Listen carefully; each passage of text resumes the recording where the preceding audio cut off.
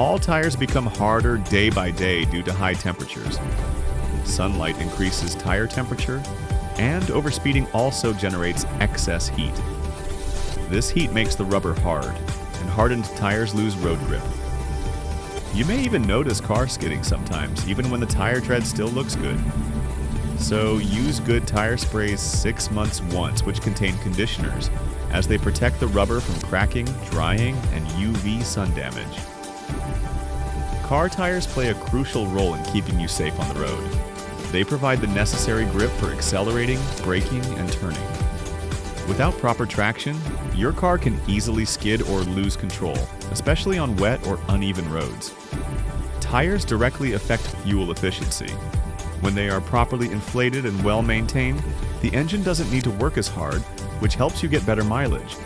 Underinflated tires increase fuel consumption, while overinflated tires cause faster wear and tear on suspension and steering components.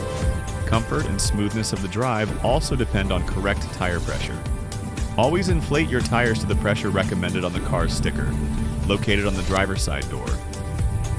Using a TPMS device is also recommended because it provides real-time alerts on your mobile if the tire pressure drops to a dangerous level. Maintaining the recommended pressure helps absorb shocks from potholes and rough roads, protects the suspension system, and gives you a stable and comfortable ride. If you install a TPMS, don't forget to do wheel balancing. An unbalanced wheel can cause vibrations at higher speeds, depending on the car's capacity.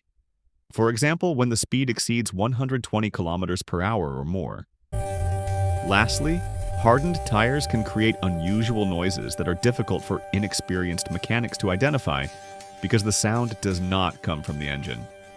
This noise usually appears only when the car is moving at certain speeds, like 30 to 40 kilometers per hour, so many drivers ignore it. Hope you learned something new from this video. Thanks for watching.